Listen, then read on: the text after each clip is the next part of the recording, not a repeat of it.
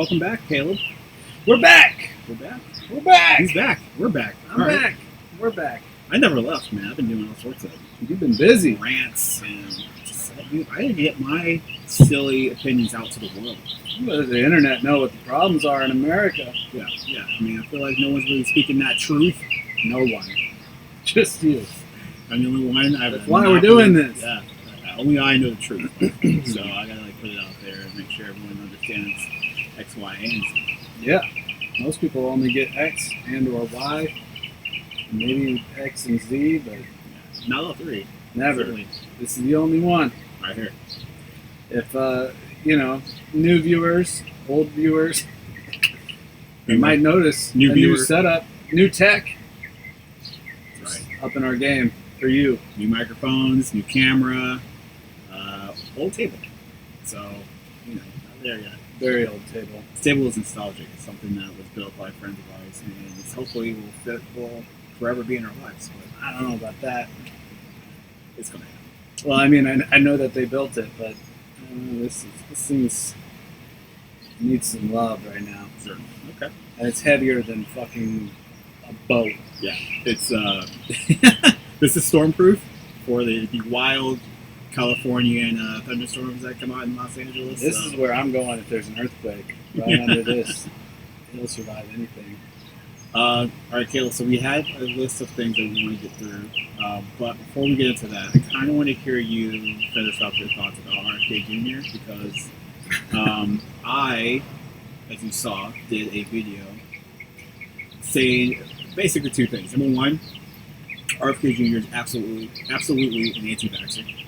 I don't care who is trying to play nice with this word. I don't do that. I'm not someone that is necessarily concerned about the feelings of an anti-vaxxer. But also, despite that, at the time of that reporting, I was saying that I probably would vote for RFK Jr. in a primary. Yeah. If it was that day. I don't know. See, at the time, it was pretty cut and dry because to me, it was like between Marianne Williamson and RFK. Yeah. Now, Marianne has a ton of great features as far as what she stands for, and she got that aura about her. And I don't know her actually. You haven't done okay. So, Yeah, I've been too busy, and me in politics. I only peek my head in and get pissed off about something and realize you know what? Yeah, you guys are crazy. That's way healthier than me, man. I'm plugged into it. Every day I start off with several YouTubers. Yeah, Making your rounds. I totally have rounds, and I will ingest anywhere from 8 to 10 hours of political. Oh, I know. I hear it all the time, and I'm impressed. I mean, I wish I had that tolerance, if you will. I don't know. Trump broke me, man. I couldn't do it anymore. That was the time where I realized my mental health was worth more than just being knowledgeable. I was like, I'll be a lot happier stupid. So I'm gonna stay stupid and just lob my lofty opinions in here and there. Well, wise people said ignorance is bliss, so that seems really like a is. sound. Yeah. No, but I wish I was more informed, but it's just hard, the more you know, the more pissed off you get about how dysfunctional everything is. Yeah. But anyway, I don't want to derail you. You were talking about arcade and. Well, I was just saying how at the time, when I did that video, anti-vax about his anti-vaxness, and basically talking about Christopher in his first interview. Yeah. I was saying that despite the fact that he's an anti-vaxxer, despite the fact that I won't say I have a very complicated relationship with people that are anti-vax simply because he's very pro-science, and despite the things that are said about the vaccines, that some of them are science-based, if you ever think about them, they overall are not scientific. There's a lot of misdirection. Yeah, red herrings, things of that nature. So anyway, pseudoscience. Yeah. That's my main problem. I can understand hesitancy. I can understand a lot of like skepticism, but it's like so many of the arguments that are made, and then being like, "See, this is the silver bullet." It's like, no, it's not. Like, I'm sure we could go together, hand in hand, and find an opposing view for this. But they're always, it's just like that gotcha sort of mentality, and it's like it's the tribalism, it's the me versus you, and it's just like it's the cynicism. Yeah, and it's like calm down, everybody. You know, like they're poisonous. Yeah, I mean, capitalism is gonna capitalism. It's gonna capitalize. Yeah, it's gonna do what it does. You know? Sure. So I was just saying how, again, at the time, RFK was saying a lot of things, and the thing I liked most about him was that he was basically like, I'm going to get us out of the war with Ukraine and Russia, right? And to me, it's like, okay, well, despite my general hatred for everything he represents as far as an anti-vaxxer, as an anti-vaxxer thought, right? So if you're just like an anti-vax person, you don't quite know, that's different. I grade you differently than a person who's on camera talking about this shit. Actively spreading some misinformation. Right. So my thing is, okay, well, what does one anti-vaxxer weigh against World War III? And to me, it means it's nothing. It's like I will have a anti-war, anti-vaxxer in the presidential seat 100 times before I have a pro-vax, pro-war person. So Marianne Williamson was at the time not necessarily committed about getting out of Ukraine. She kind of did this. Are we in Ukraine? I thought we're just supplying arms. Yeah, that's what we are. But at the point where you're sending billions upon billions of dollars, to further another country's war, like it's a proxy. It's like we're completely funding them. And we're talking about something I recently was exposed to that I didn't previously know is that there was a treaty that we had with Ukraine that if they denuclearize, we would come to their aid in a wartime situation in defense. They probably had something going on with the Minsk agreement where they couldn't have nukes, they couldn't have any ties really to America, and in exchange Russia would leave them alone, that sort of thing. So I mean, there's probably something along those lines, wording wise, but we're to the point now where we're just shipping billions and billions of dollars to them. It does seem like a lot of money. Yeah, especially coming on the heels of getting rid of student loan forgiveness. So it's like you can't do that. Yeah, it's not a good look. But we'll get to that later. But my thing was at the time, Marianne was slightly below RFK because she was not committed on war stuff. She's posing as a Democratic challenger to Biden. She's in the primary. Her Marianne, orb lady. Orb lady? Yeah. Is she an orb lady? I guess you don't remember that was 2016 where she ran and all this information started coming out about her being basically this woo-woo sort of. Oh, is that her? Yeah. I don't remember. I'm trying to I can vaguely paint a picture of this woman's face. Now she was a joke. Just to be, I don't mean to be mean. Love Marianne, but she was kind of this weirdo sort of she was too far out.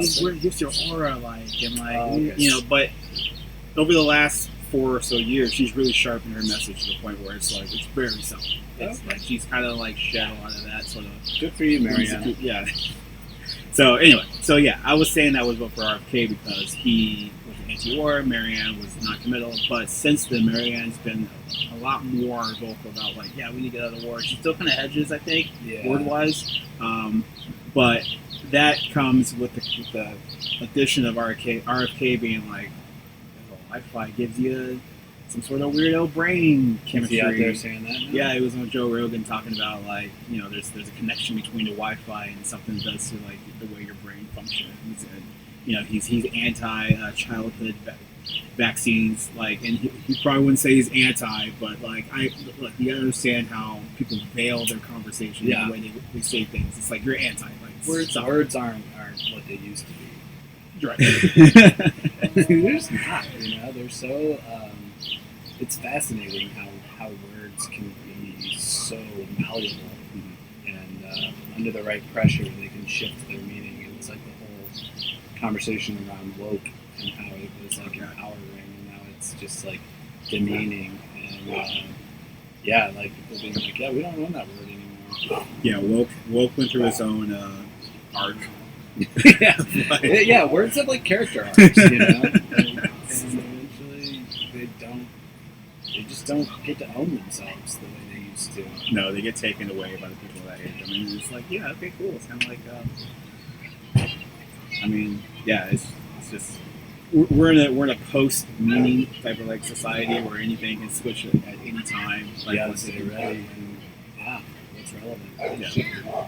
So I just wanted to give you an opportunity kind of to finish up what you were saying. Like, you said you couldn't listen to RFK talk. Now, I thought it seemed like you were saying you just don't like the way he talks, as in he doesn't like the fact that he's got that fucked up like throat shit. But yeah, I mean, it's the pettiest thing ever. But I'm more of an optics guy and a feeling guy. That guy could be saying the best shit ever, and like I'd be like, fuck yeah, but like you can't be president with a voice like that. You just can't. Putin like that. Yeah, and like, dude, the guy seems like very sincere, and like, I don't think some of his ideas I've been like, yeah, it seems fine, like the anti-vaccine stuff. I think that's a little like the fact that he's trying to run as a Democrat. I think is a little bit like a smokescreen to me. Really? I don't really think he's a Democrat. What do you think he is? I think he's trying to. It's like a whole false flag operation. I think he'll eventually like false flag Canada. Manchurian Canada. Yeah, for the Republican Party, and he'll just sneak in there. I don't know. I just don't think you can claim to be a Democrat and have some of the views that he has. But then again, I haven't like dove in far enough into his like thinking. Yeah. And like really like what is a Democrat versus a Republican in a modern sense, because you've got the establishment Democrats, establishment Republicans who basically sold their soul. The establishment Democrats are still just there being soulless fucking like proxies for banks and whatever. So like it really is a joke, like he could be running as a fucking dog, and like it's still it doesn't matter his I say dog is I'm a dog. This one barking over here. Got you in dog brain? It triggered my dog brain. At the end of the day, it just like, I don't think anyone wants to sit there and listen to a speech from him. Oh man, State of the Union. It's like it's like, come on, man. Check this shit off. Well, it's funny because I felt the same way at first, but maybe I've gotten numb to it, auditorily. It's like, it's just kind of, that's the way he talks. But just for the record, he has a muscular dystrophy in his throat. Yeah, and that's terrible, and I'm an asshole for saying that. But I just think in general, like, people do vote, like, tribalistically first, and then it's like gut second. Policies are like only for people like you who actually like dig into that shit and care, which is a shame that more people don't. But yeah, for a guy like that, I just think it's gonna be a hard thing to overcome. Just that level. Yeah. It's like, dude, what did Obama have going for him? Being handsome as fuck. Being handsome, well spoken, charming. Like this shit goes a long way. I'm sorry. I mean, talking really, about the biggest popularity contest that's like we actually vote on. Yeah, yeah.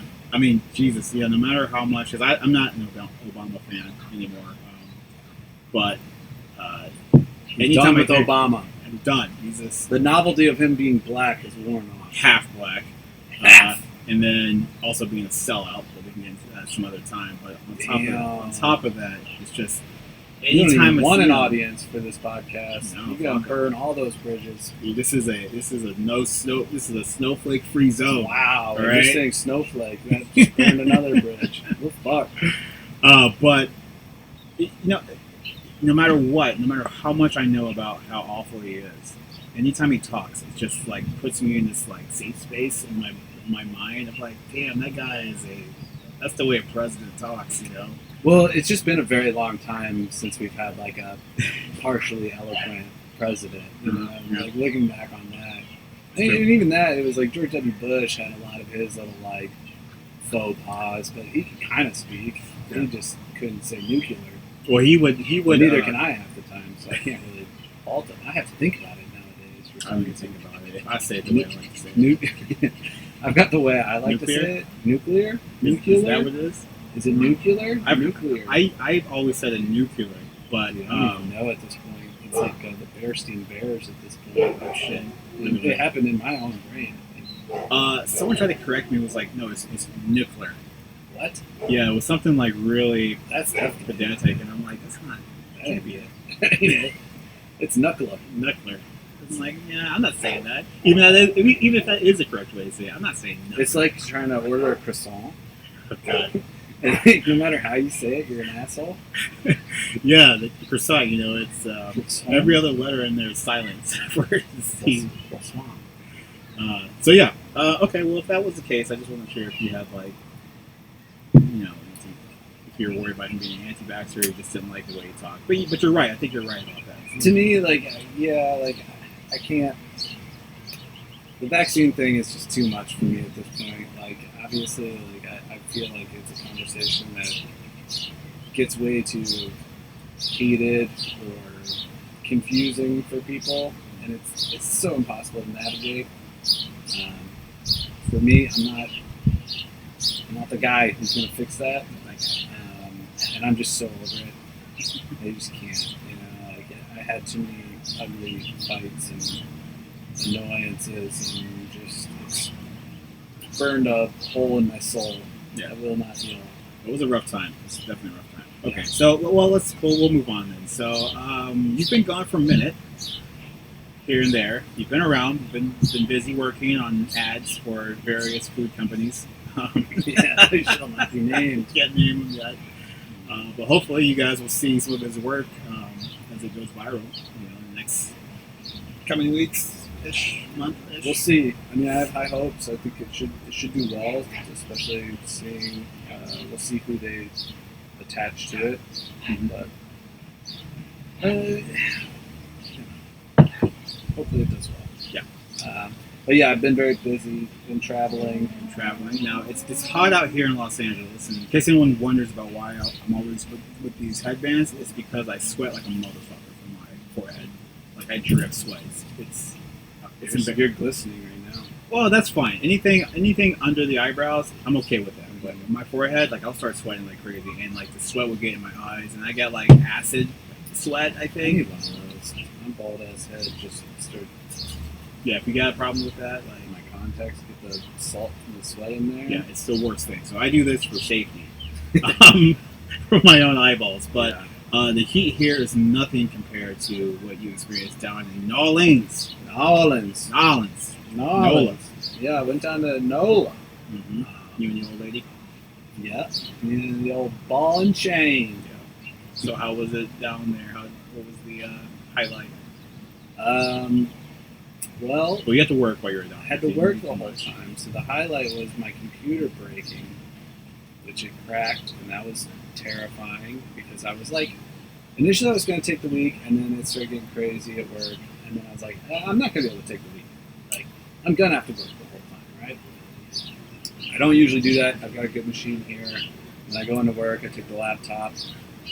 So I was going remote with the laptop, fall asleep with it, close it, half asleep, wake up, go get my coffee, blah, blah, blah, do all this stuff, flip it up, realize the screen is like, got the tiniest little crack, but it's all black. So, what?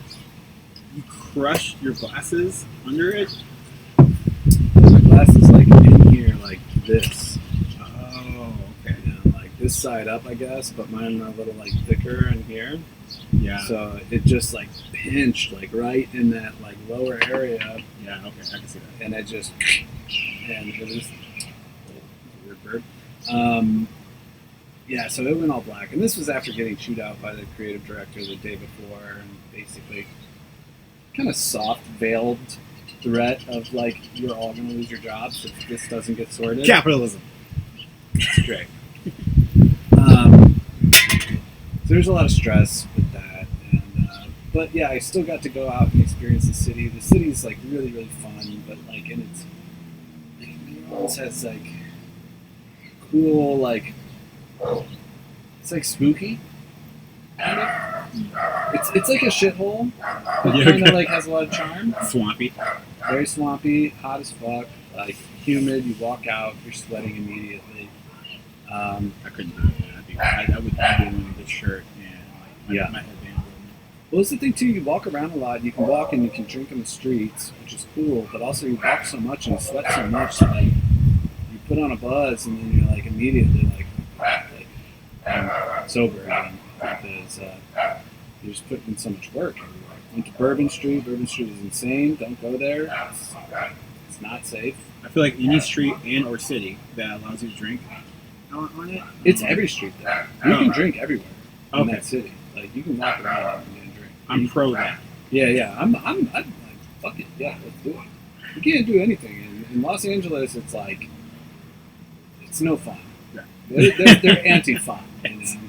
But that place feels like lawless sometimes. Bunch of pirates and Cajuns, you know. But it's like it's so cool. I started calling it Swamp Vegas because it has like so much of that like adult fun time kind of vibe, and people are just like you know, kind of out of their fucking heads. But well, that's the Big Easy, baby. Like, yeah, and everywhere you go, like there's just music playing, which I love, and I wish there was more of that here. I'm imagining anytime you're on the street, you just hear when the Saints go marching in. Like that's like this town song. No, but we did actually go to a bar and this jazz band played it. It was awesome. Yeah. A lot of like awesome music. And this that was like Friday or Friday or Saturday. We were super exhausted that day, and I was like falling asleep at the bar, but the band was like actually awesome. Saw some great bands, even on Bourbon Street. Like, but the thing about Bourbon Street, you feel like you could get stabbed. Like, you do feel like that. But like every other restaurant and everywhere you go, like everyone's super nice. You get a lot of that southern hospitality. Just a lot of beautiful black people being like awesome, very welcoming. Like we went to this one restaurant and the guy wanted to like give us hugs on the way out and stuff. What? I don't know. The server? No, it was like the guy he let us in. Like we were like one of the last people. And he was like, "All right, fine. You guys are the last though. You're the last ones getting in." And we're like, "Oh, thank you." And like Alicia was being very sweet, and I think he just was like, "All right." And then, like I don't even know. It was just all of a sudden we were like, "Thanks, like give us hugs." There's Okay. a lot of really like sweet people. Give me a little sugar. Yeah. That's a whole different story. But yeah, anyway, the guy he's just friendly. You know, everyone's super friendly. All the drivers we got for like Uber were like super nice, and it's a cool city. We should go. I want to go. We're supposed to go for a family reunion. I told you this, but just for the fans. So my family, we try to go to a different city every 2 years and just meet. Usually somewhere where that has family that lives there already, so they like host it. And so 2020 we're supposed to go to New Orleans, and 2020 was also the year the pandemic started. So yes, lots of old folks around there, and best year ever. The best new era. So we weren't able to do that, and we haven't rescheduled. Well, we did reschedule, but not in New Orleans for some odd reason. You should. I wouldn't mind getting a little like boys trip down there. It's just like a fun city to stomp around in. And we were there for like 8+ days, I think, and it was exhausting just because I had to work. And we're drinking and eating our way through the city. Food's amazing down there too. You can just get like really good food. It's not like super. I want to say it's cheap too, but like it depends what you get. Okay, so what was your best dish? The boil was really good, but they didn't have any crawfish because it was out of season. Fucking dude, you can't go to New Orleans without crawfish, man. I got some crawfish, but it was like just not in season. They take the like leftover bits and they'll throw it on stuff. Got like some etouffee and the red beans and rice and gumbo, jambalaya, all that. I love etouffee. Etouffee's great. I had that. That was like one of the first things I did. It was like a bummer though because nobody on her side of the family. We were there with the sister and mother and the sister's boyfriend. They're all like scared. They wouldn't eat anything. Like just kept getting burgers the whole time. And I was like, bro, like, all right. But he was saying his stomach's sensitive, whatever. But yeah. I don't know. It's like go to a city and you got to try the shit they're famous for. You know, you got to go down and see what's up with the seafood, and, like beignet or something. Like they do a lot of charbroiled oysters. You can get oysters charbroiled. I've never had. It's good. I mean, they put like Parmesan and like I don't even know what all they put in there, but it's great. Because I feel like their oysters are all kind of like from the same place. It feels like they got a local farm.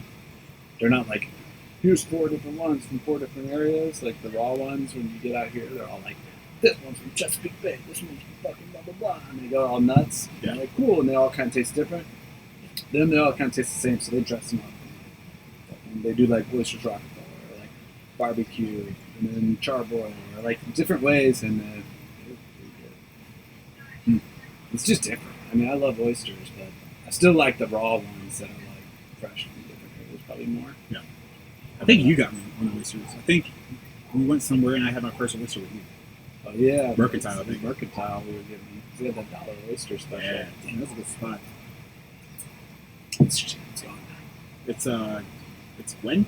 Yeah, it's that fucking steakhouse. Crazy steakhouse. I heard that place was It amazing. is. We went there once. You can get like a $275 tomahawk fucking steak. Yeah. Woo. Aged. That aged. Yeah. Well, that's cool. But one thing after you told me you're going down there, I did some research because I was really curious about voodooism.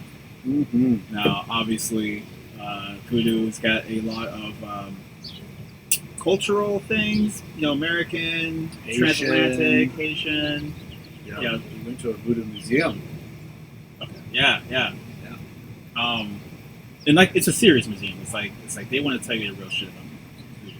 Yeah. It's in no way like novel. It's very much so like talking about the roots and like where it came from. I was late to that museum because I had to take back the computer I had to buy for work. So I kind of rolled up. But yeah, they got like some of the history, some of the like different things, some of the terminology, like the juju, mojo, like the like etymology of the words and like where those come from, and then just like a bunch of cool like statues and different like because everyone just thinks voodoo doll, but there's like a lot more to it. Yeah. You know? There's a lot of interesting like ritual style stuff, but it's all like super. It's like spooky. You know? Yeah, it's very spooky, and it's like the research I did was like talking about how it has its origins, in like Nigeria and Benin and all that area in Africa. Yep, it gets brought over to I guess Haiti and the French quarters of Louisiana, and if you're familiar with the history of slavery, if you don't live in Florida. Wow, that's fired.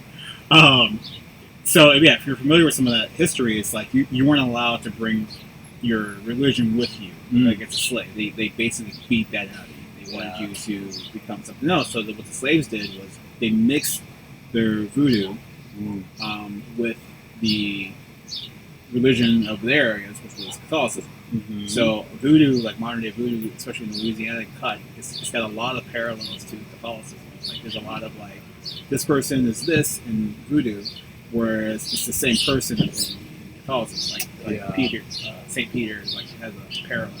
Oh, okay. Yeah, because that was the thing that was fascinating is the like makeshift aspect of it, because like the symbology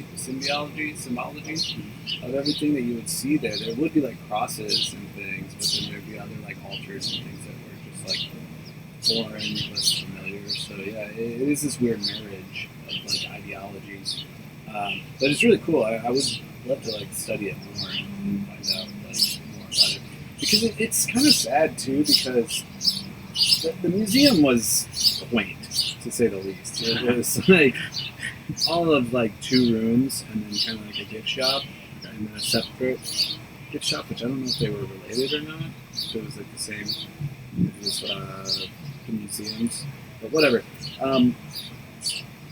It just deserved. It felt like it deserved more, you know. But that's like the whole like American exceptionalism thing, you know? Like it's just becomes this cliff note in sort of like slavery, which like we're also just like, yeah, we're not really. I mean, that was so long ago. Yeah, don't even talk about it. We didn't do that. What is this? Voodoo? That's just silly, you know. It's like no, this is like a whole culture and way of life that you basically eradicated, you know, or stigmatized. Yeah, but I mean, through the stigmatization, like more or less, like I don't know if there's active voodoo practitioners in the U.S. Yeah, and that's another thing I learned was that, you know, people don't really talk about it much because of the stigma around it. It's like if you hear voodoo, witch doctor, voodoo doll, Right. you know, chicken bones. Not to mention like Hollywood and every like rendition that they've done of it. Like everything, it's all spooky. But it's spooky Catholicism. Like, Yeah. when it comes down to it, when in reality it's like it's got a whole different thing. But one thing I thought was cool was that,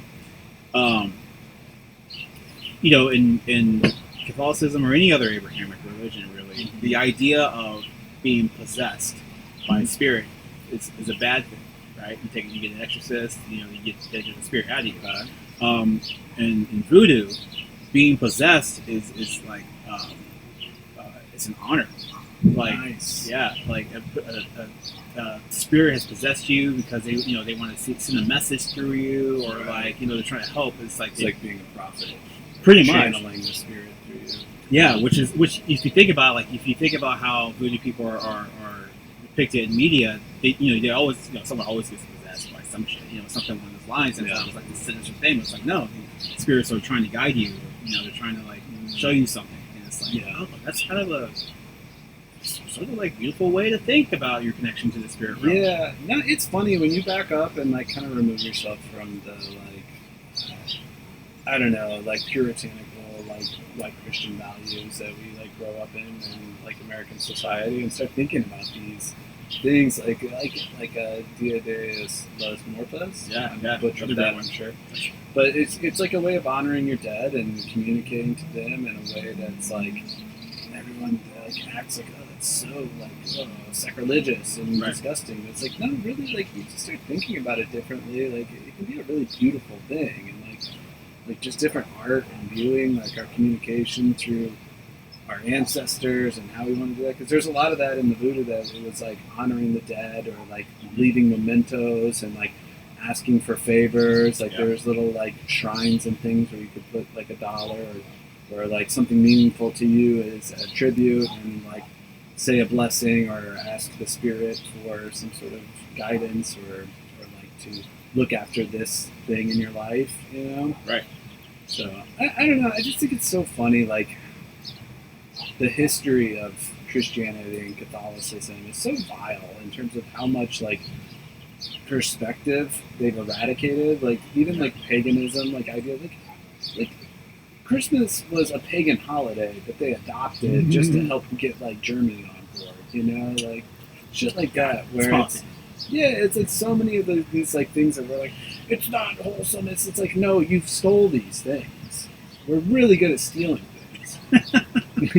And when I say we, I mean white people, Christian white people, and then we're like, we did this. Like, I don't think we've ever had an original thought in our whole entire history. That's some woke ass shit. Fuck. But yeah, it's interesting because even with the guys, the Day of the Dead, I can't remember the name. I used to know how to pronounce that. Deus in America. So. Deus dos. No, am I adding the dos? Maybe. I got a computer. Maybe I can. Deus Muertas.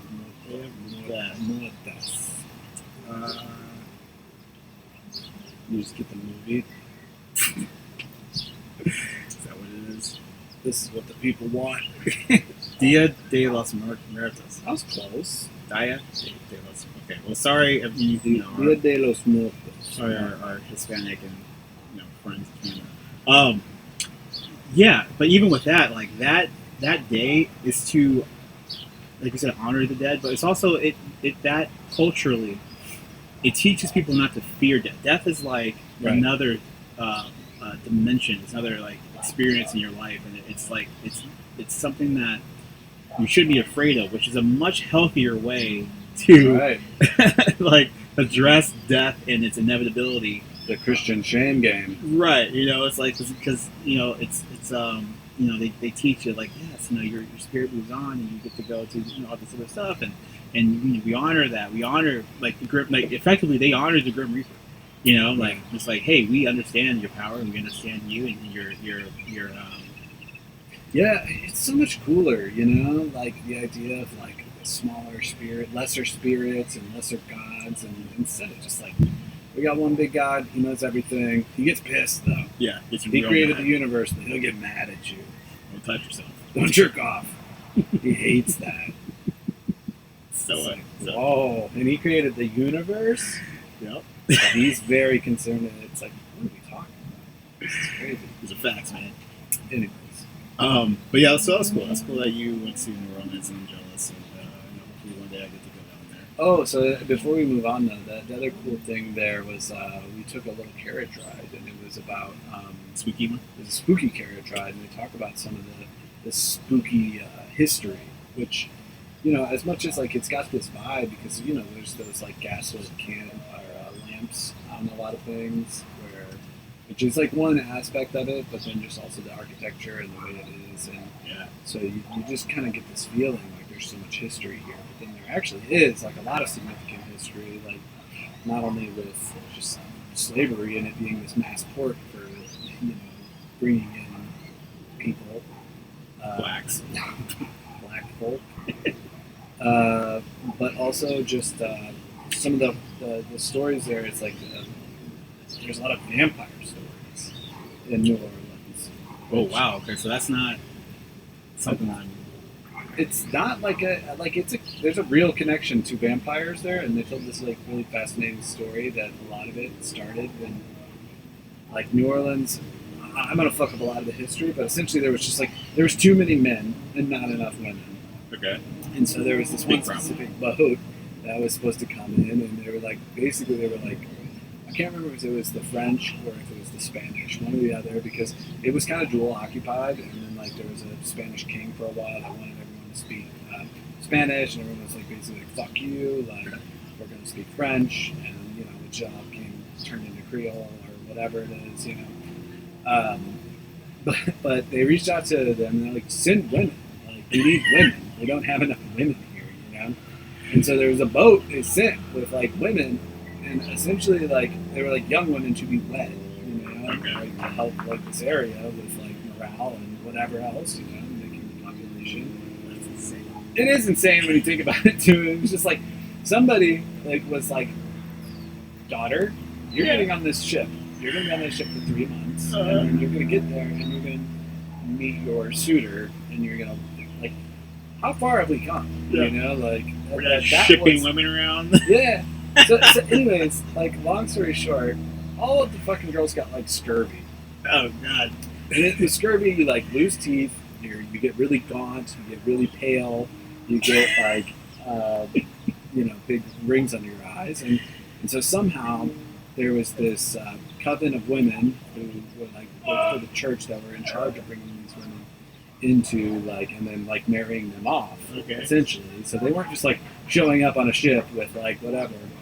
But they did also, part of it is they sent them in a fucking, with all of their belongings, and essentially gave them a coffin-sized thing as their suitcase, so if they died, they could just throw them in the coffin, but then also, like, it worked as a suitcase, so it was like somebody was, like, really smart and got a raise. And, Who's the coffin guy? yeah, and so, That was your idea? yeah, dude, Dude, solid. that saved so much money. The king loved that. They show up, they're all fucked up. The women who are in charge of them, the nuns, they're like, shit, like these men are ravenous. They like want these girls now. And so they're like, leave them on the ship. They go in there, these girls are all half dead, all fucked up. They're like 14 to fucking 18. I don't know. Prime age. Yeah. I'm marrying off age. Matt Walsh. Hey, shout out Matt Walsh. Anyways, but they skirt him in through the secrecy of night. You know, they bring him in. They're like, we're gonna get him better, and then like the men are like, what happened? Where are our girls? And so somehow some chatty Cathy starts like spreading a rumor that they're vampires. Because I saw one or two of them, and they were pale and blah blah blah. They brought their coffins, and so like there's this whole history, a jumping off point of like vampires and Get these women. They all got, losing teeth. They're gone. They're coming into the church, and guys are coming in to size them up, and it's like, man, I ain't marrying that. Yeah. Like, this bitch ain't even got no teeth, yo. Like, what am I supposed to do with this? Well, it's weird too because it's curvy. It's like your teeth get loose, but don't necessarily fall out. Like they will fall out. But it reminds me of the. Always Sunny. No, not It's Always Sunny. I Think You Should Leave. Oh, okay. He was like, pull your hair up, but not out. But that's curvy does to your teeth. The teeth are their money. Yeah.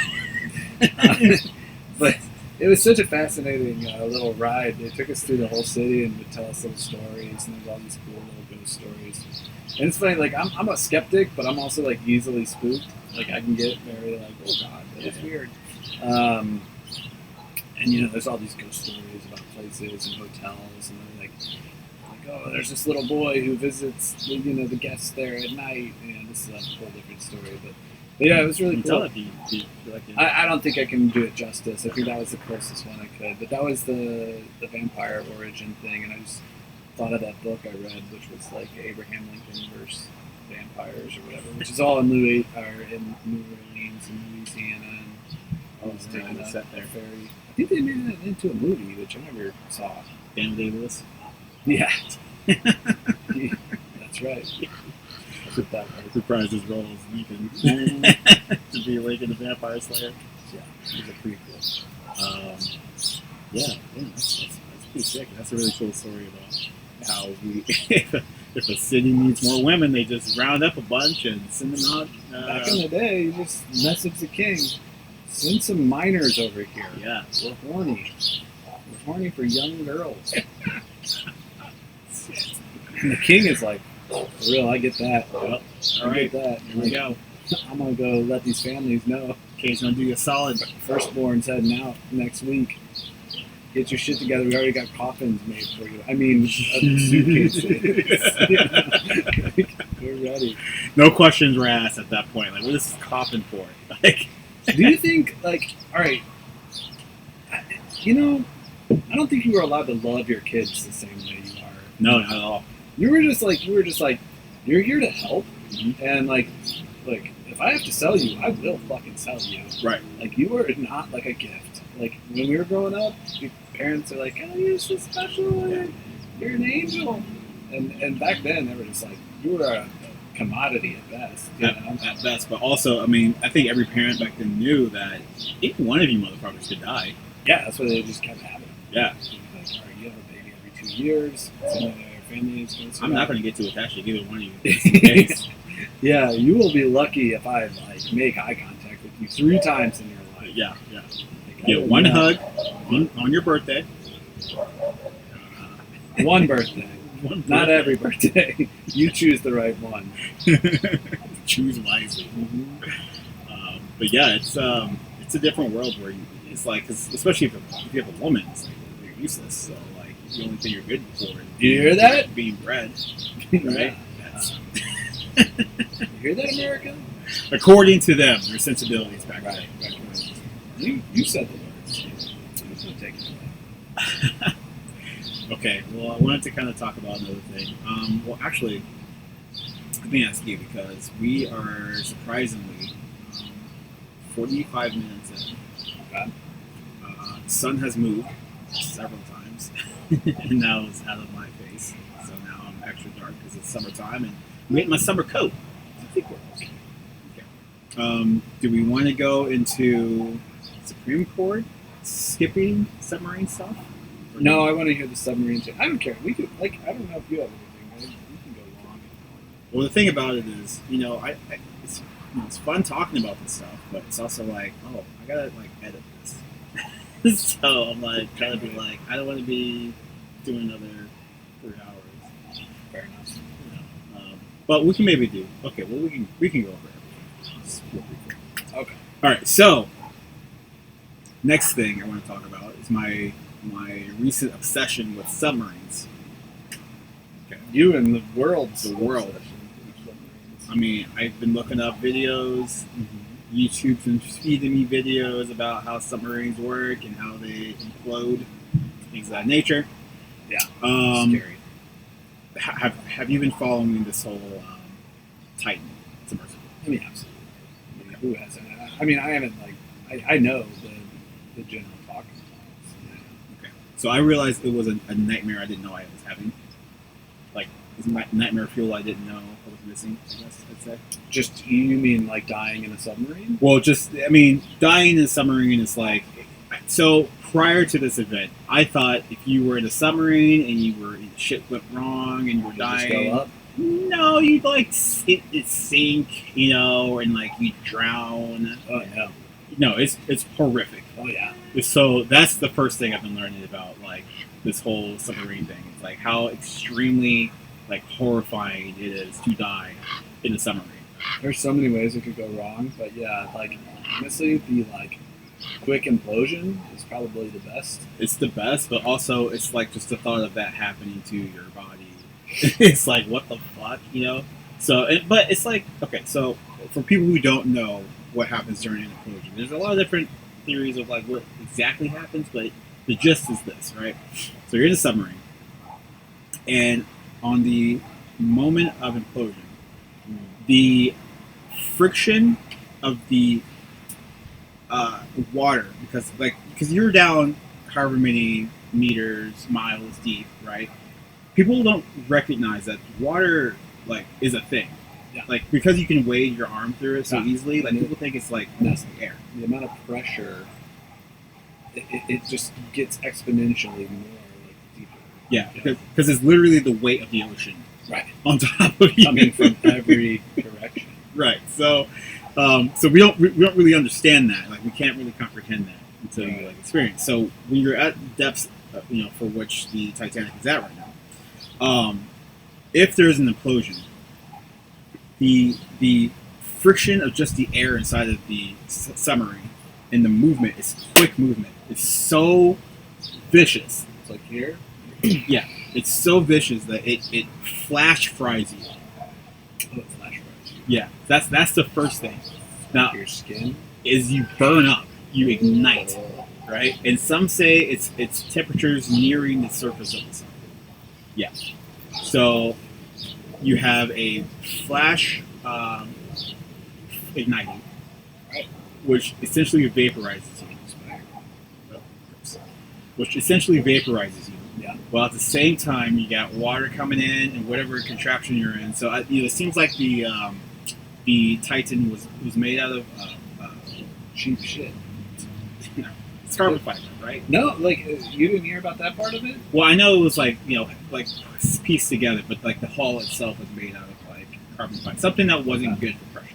Like, right. Strong, but not good for that. Right. It wasn't like, it had so many problems, and so many people were like pushing the alarm, and they're like, why are you taking this to this depth? You know? Not to mention the fucking Logitech controller they used to steer it. It's insane.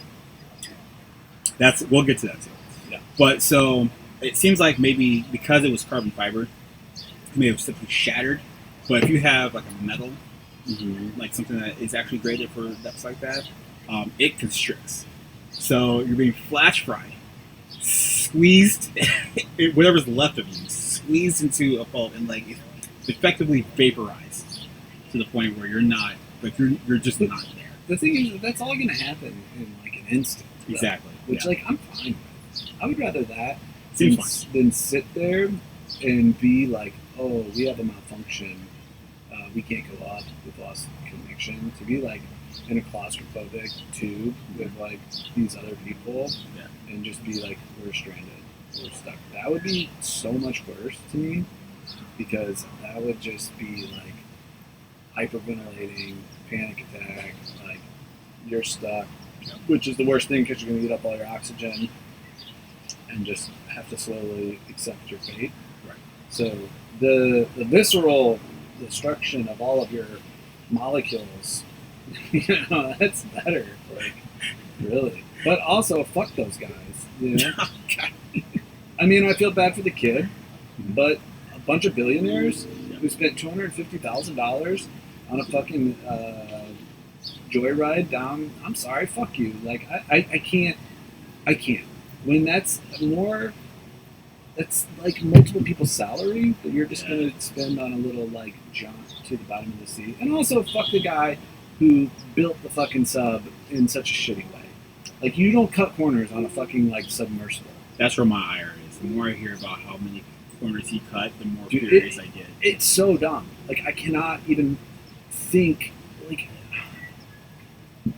the hubris, like, it's so obnoxious because people have been doing this for a long time. They've had to learn the hard way how to get fucked up on the ocean, Right. Like, and all of these people who have done it before you, and you got people going like, this is not like graded for the depth that you're going to. And you're like,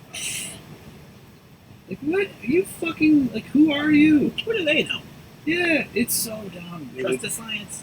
It just, it's so crazy to me that, like, you can spend that much money to just kill yourself on accident.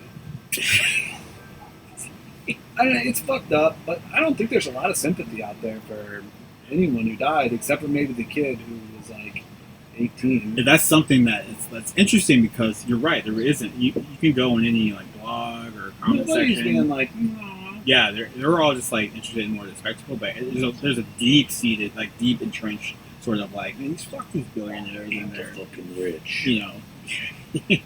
Doing like here's like I do wonder what, like, how do they make their money? Is this person I don't care.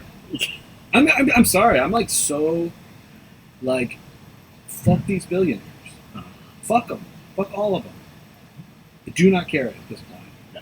Like, it just, the arrogance and the problems that we face as a society, as just like the shrinking middle class, the ability for people to make, ends meet, and, to be demonized for, like, the SCOTUS rulings of, like, wanting to get a little student debt relief, and they're like, you can't do that.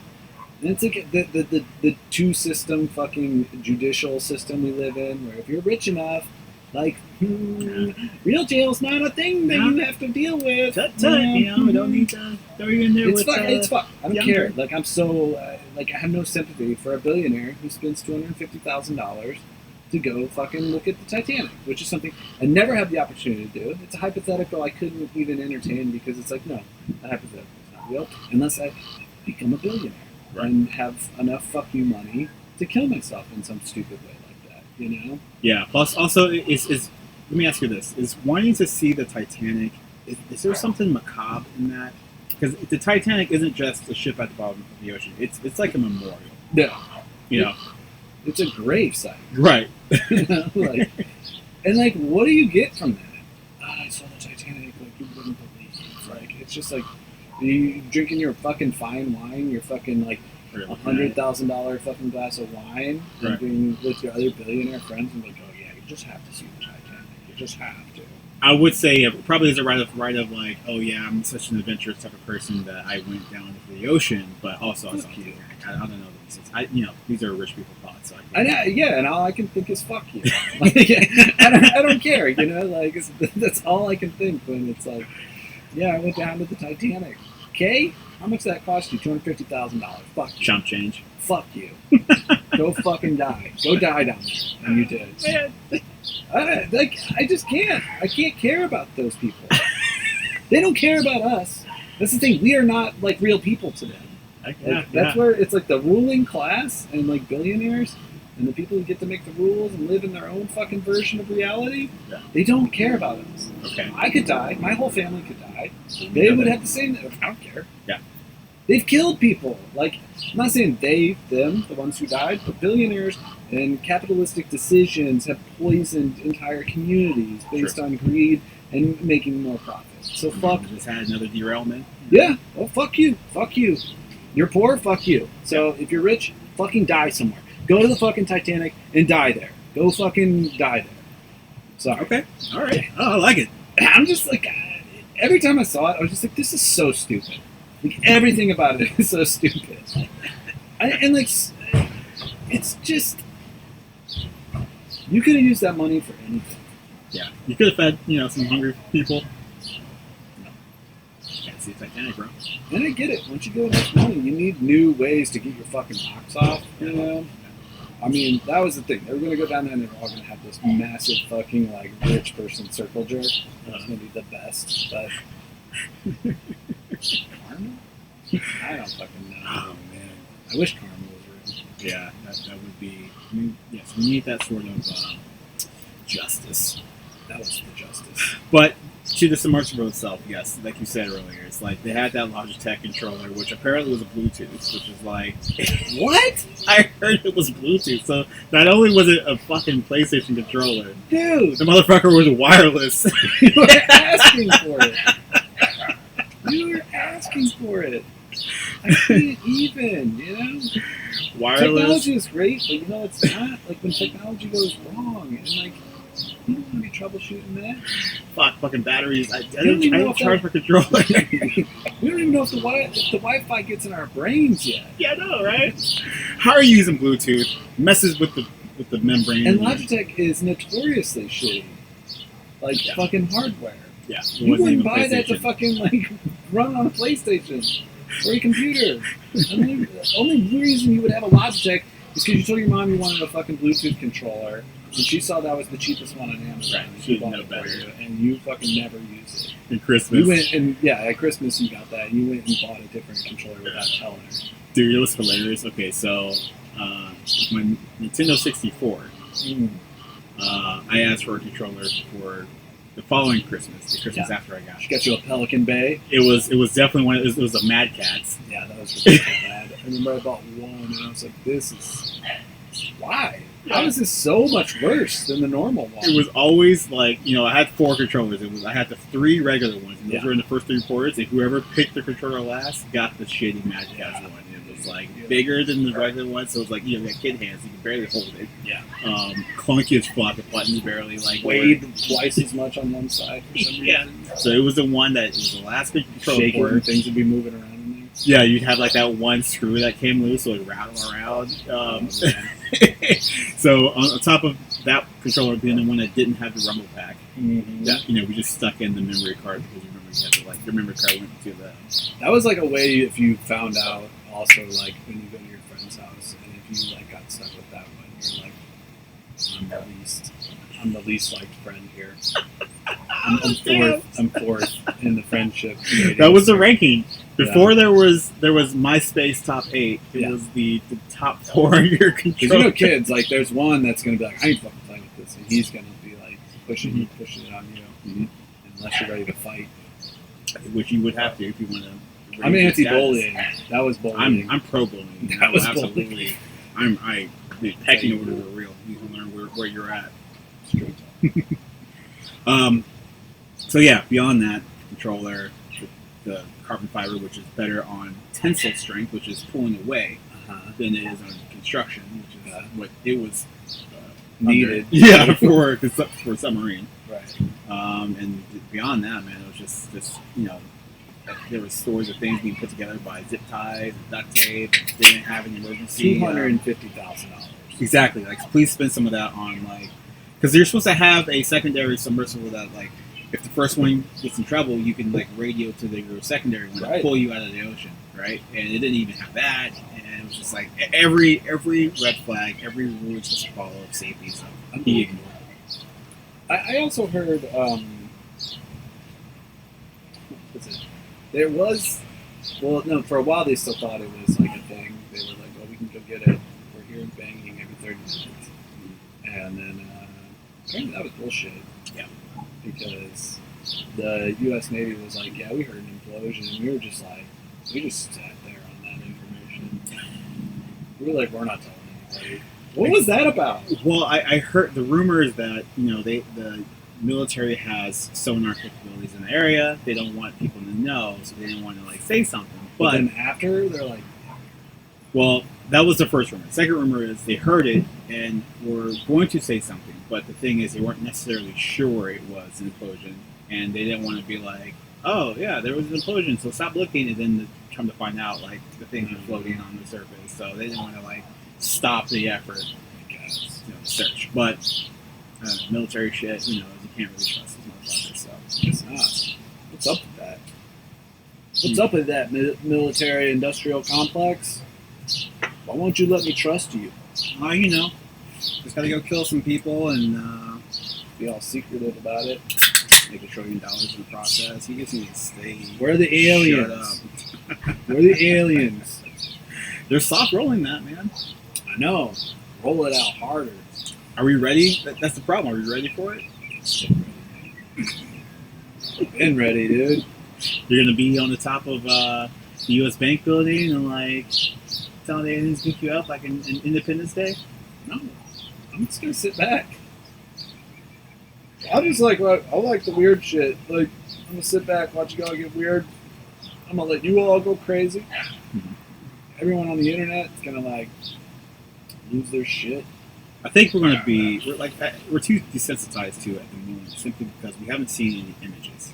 We see those the UAPs. That's not enough. We need to see, because they're always grainy. Like, why is it every phone in the country has like 3 lenses on it? Yeah, when you're taking footage of a UFO, it's the grainiest shit from the 1960s. But that's the shit even from the jets. They're so fast. They're only getting picked up by the jets, dude.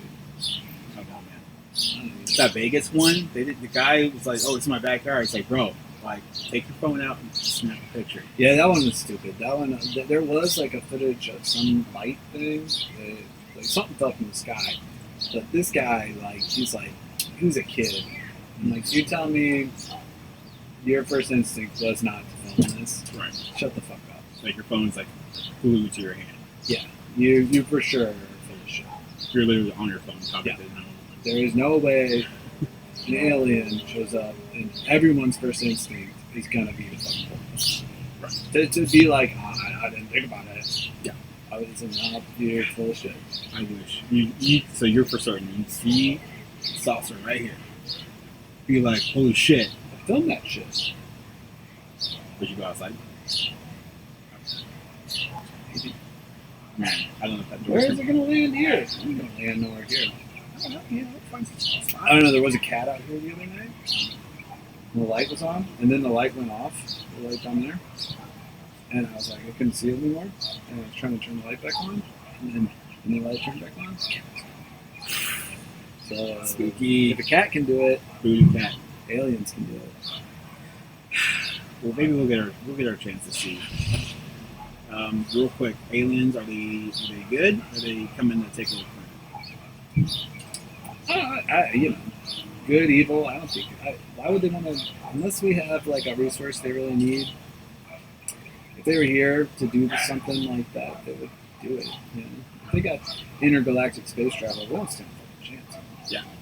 If they want something, they can take it. But also, like, maybe they're just on vacation. Hey, that's something. Yeah, they could just be. Oh, I got to go down to see the Titanic. Yeah. Come back from some of them got sidewalk shitty fucking like UFOs. You know? Did you make this UFO like carbon fiber? Fucking warlocks. Like, what do you? I'm not gonna ever trust fucking Space Stanton Rush ever again. The guy doesn't know how to make a spacecraft. But I just want to know what's going on. Like, I want to know if we got new tech. Like, when's that new tech dropping? If it's just human-made, it's from the deep sea race that I theorized is here. Like, I just want to know. All right. I want the info. Fair enough. But I don't know. Like, there's no reason to speculate until like you get more information, and then you'll only get half of the picture. That's all the reason to speculate. I don't like speculation. It's going to a wild conspiracy. I know. I don't enjoy it. Everyone else seems to. I don't like it. I'm just sitting here being like, I don't know shit. And I feel like that's a healthier place to be, like than like most everyone else who thinks they know everything. You ever seen like numerologists? Oh, People love who, like, them. I love them. oh, dude, that's the dumbest shit. Like to me, like you could ever do. The dumber, the better. There's literally 10 numbers. All right, not in total, but it's literally 1 or 0, 1, 2, 3, 4, 5, 6, 7, 8, 9, and then it's like you just keep repeating those, Right. and it's just different series of those. Combinations, yeah. So there's a 1 in 10 chance of you seeing the thing that you want to see and making a connection. It's not that fucking hard. You're like, oh, once you start seeing it, it's like, bro. Yeah, but there's a 9 in 10 chance that I don't see that number. So when I do, yeah. Yeah, but I just love breakdowns. It's like 36 and then 66. You put that on top of that, and they start pulling numbers out of nowhere where you're like, and then when you think about it this way, and you flip that, and then like take this word, the numbers, and it's like, you're fucking stupid. You're officially so dumb. Well, I love when they start adding like math to it, where it's like, if you take this number, but then you subtract 2 plus 4, it's like, well, you could do that to any number and get That's the what number I mean. you're looking for. You can make anything out of that. It's the stupidest thing ever. I think numerology really blew up when the election of Obama, because they were trying to like make a connection between him and being like Antichrist. So there's like a whole shit ton of like, 44. He's like, these numbers, 44 doubles 88 or 8 or 6, whatever. It's so silly. Like you just get to pick and choose. It's like, there's 10 numbers in this one, and then this one is like 6. Yeah, and you just pick random ones out of there. Like, the B represents 2. With like, it's like, okay. But then they'll be like, no, but there's like rules. And it's like, yeah, but is there? Is there? Like, not really. You sure about that? Are you sure about that? I don't know. I just wish I was dumb enough. That's the thing. That's the blissfulness of the ignorance. See, this is the thing. I'm trying to be just dumb enough without being too dumb. Right. Because once you get too dumb, you start thinking you're real fucking smart. Ooh, yeah. And that's the thing. It's like once someone who's clearly dumb starts talking smart, that's when I go, gotcha, checkmate. Yep. Smarter than you, dumbass. You got me. You're out here acting like you know shit. This guy's in the ball. I know I don't know nothing. Come out here. He's so dumb he doesn't know. He doesn't know shit. I'm at least smart enough to know I don't know anything. That's probably the wisest thing people can ever think, A wise man says he's smart enough to know he doesn't know. Right. And it's funny, wisdom and intelligence are 2 different fucking skills in D&D. And my intelligence may be 1. My wisdom's like I'm wise enough to know. Something to that Gary Gygax, he really realized something was up. Tomato analogy. That I love that analogy. I wish I could remember it. But, we'll have to figure it out. Yeah, we'll probably do like a D&D. Because I do want to, D&D. Show the audience how nerdy we can get. What's funny is, watch The Hill a lot. And Robbie Suave, you know that? Is he the blonde Blonde guy? Okay. He's apparently a huge D&D nerd.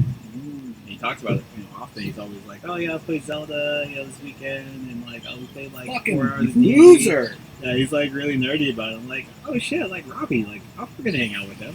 Yeah. No, I grew up where you had to be ashamed of your nerdiness. But we were fresh off the heels off of You can't Satanic show, Panic. yeah, and you can't show weakness. And that. And you were in rural area Missouri. Well, no, I just mean growing up like in like the school pecking order. It was like I wouldn't even tell people like I'd be like, yeah, play video games. But it's like you don't tell them you're watching like cartoons or anything. Or the cool ones. You can say DBZ. Yeah, but even then they didn't know. They didn't know. But it's a sad existence. It was sad. It was sad and scary. So do you want to get into some SCOTUS? Scrotums. Yeah, the SCOTUS stuff. Whew. Yeah. Whew. I don't even care anymore. It's, if you ask me, it's high time to hack the court. Like they've gone rogue. They got to add people, right? Yeah. Like, that's the only thing. Like, this is stupid. The way it's designed, the founders had they had a decent idea. if you don't know the reasons why the founders made it so the SCOTUS appointments are forever, is because they don't want the judges to be influenced by like presidents or whomever, someone that could fire them. You know, they didn't want them to make decisions out of fear. They wanted them to follow the Constitution or whatever. Okay, that's fair logic. That's great, you know. The problem is, I don't think they understood how hard it would become 250 years later. Yeah. No, I mean, this shit is like freaking me out right now. Like, they've gone completely rogue, and basically, they don't really care. Like, as long as they get what they want, like, to me, what's happening right now is setting a really, really scary precedent. So let's start with some of the cases that happen, right? Cases? So or the rulings? The rulings. Let's run down what we're actually talking about. So Mm-hmm. the first one that we want to say is that, I mean, after I don't know how many decades, but black people finally got off their high horse. I was sick of it. And, you know, whatever advantage was afforded to blacks is finally being stripped away because they were like living high on that hog. Yeah. I mean, I've lived with you for a long time. Yeah. The You know how I arrogance, get in February. it's... I'm insufferable. Ugh. Then they add Juneteenth, like what the fuck? That ain't real. No, it's real. I heard about it. It's a thing. I saw it on a Showtime show. Yeah. HBO. I forget. It's like temps up Juneteenth. Isn't it down. fucked up? I had to learn about that through The Watchmen.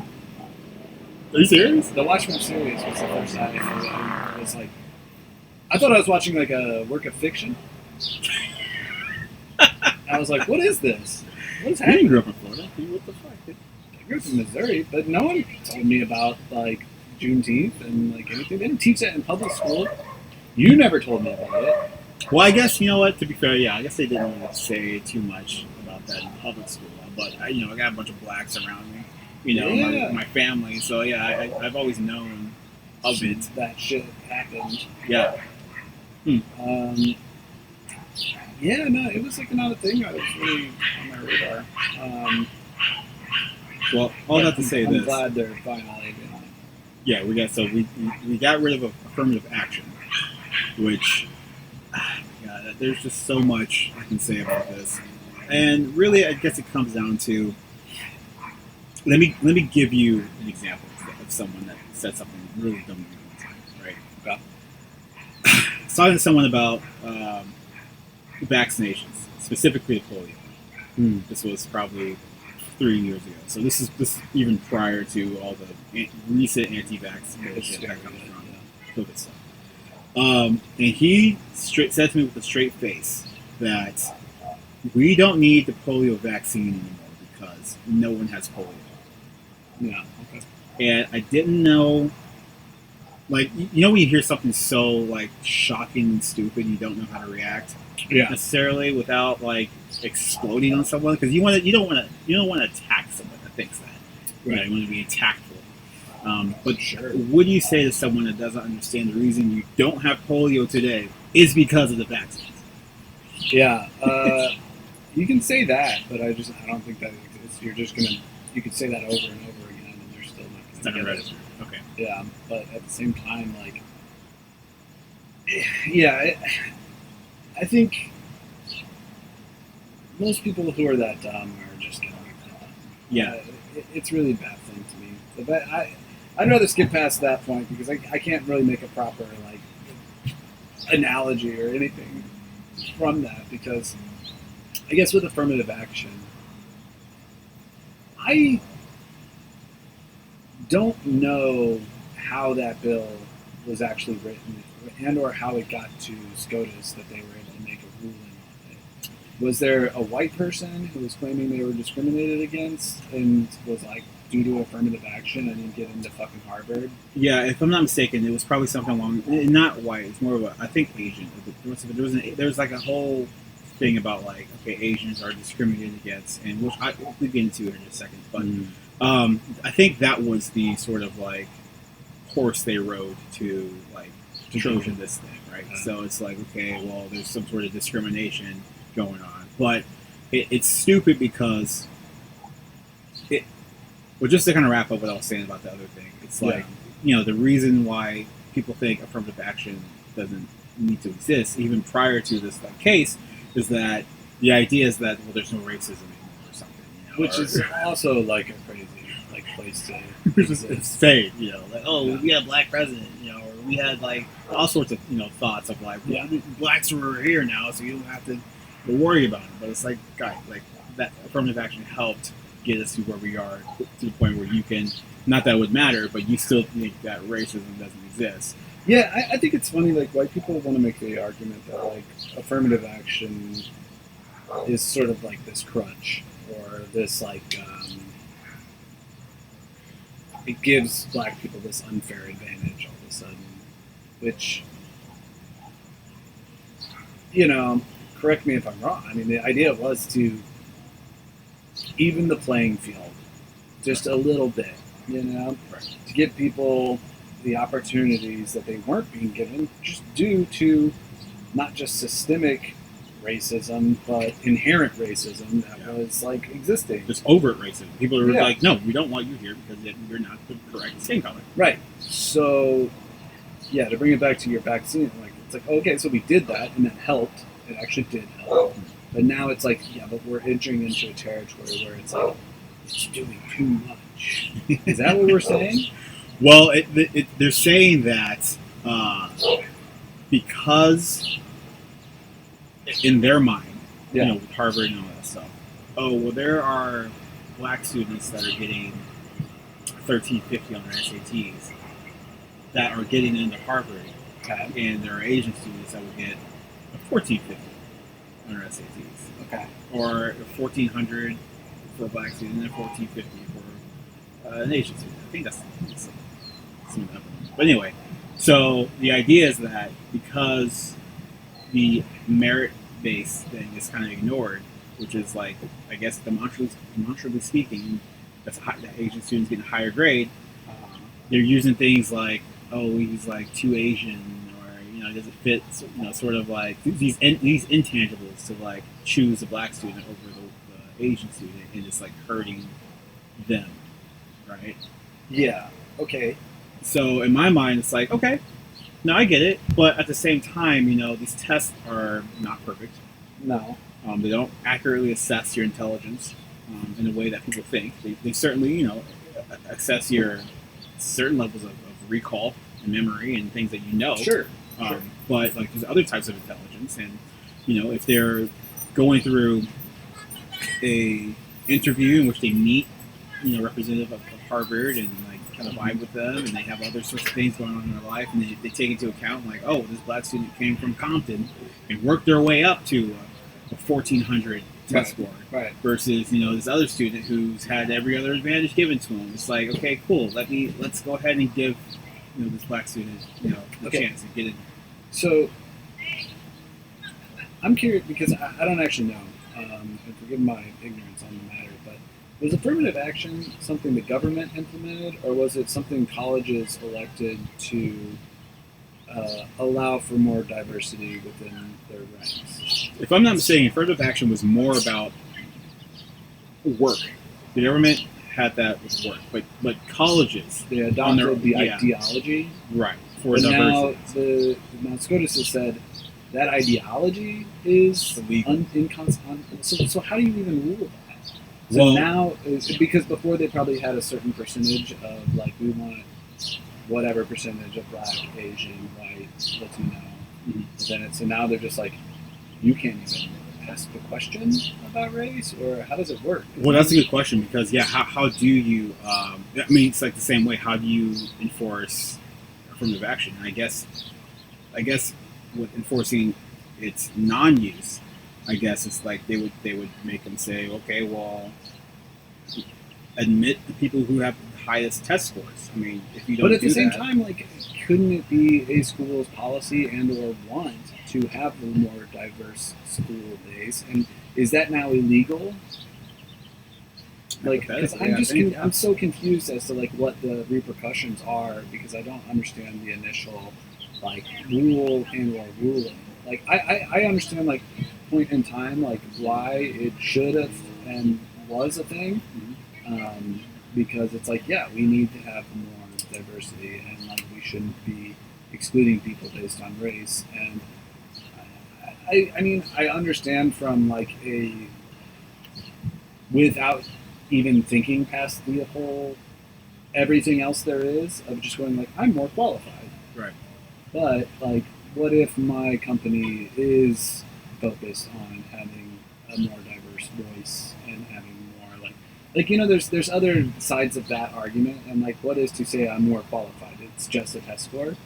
You know, like there's so many like variables here that I don't really understand like the implication or like what was undone versus like what will be done because of this. I think similar to what affirmative action, like what happened when it started, you just can't officially say. Yeah. But this is the thing, I understand why affirmative action was needed to get us here and it was a progressive policy and I think made significant bounds not only for racism and just people getting experience with like other races that they wouldn't. So like to me it was a net positive but now I'm just confused as to like is it just zero accountability in regards to that? Is it up to an individual? Like I'm not fine with a fucking college being like we just want white men here now because affirmative action also, correct me if I'm wrong, would include women. Yeah. So white women, fuck you. Yeah, that was another thing with affirmative action. A lot of things that people didn't, because people think it's just race, but no, it's everyone who basically isn't white, straight, male. Right. You know. I'd be curious if it makes it illegal to ask those types of questions. Is that a thing? There's certain questions you're not allowed to ask in the interview process already, but it's also like a lot of these things you can glean over an interview anyway. So if you're like looking for it, you can find out a lot of these sort of things. But I think you're right. It's similar to how affirmative action is enforced. It's going to be hard to make sure people are not doing affirmative action. Right. Like it being. I just think, to me, it seems very short-sighted to be like, get rid of it. It's like, why can't we take it and evolve it into a more modern like construct that like works for everybody and doesn't, because we can't. Obviously, we're all too stupid. And if you even say the words, that certain people are going to be pissed off. Affirmative action, like diversity, equity, inclusion. I hate that. DEI. You want me to explain that to my kids? These groomers talking about diversity, equity, and inclusion. Everyone just goes there. You know, we can't have civil conversations. But like to me, like the natural progression of this would be to be like, okay, maybe I don't want to say this, but like it's outlived its stay as it is.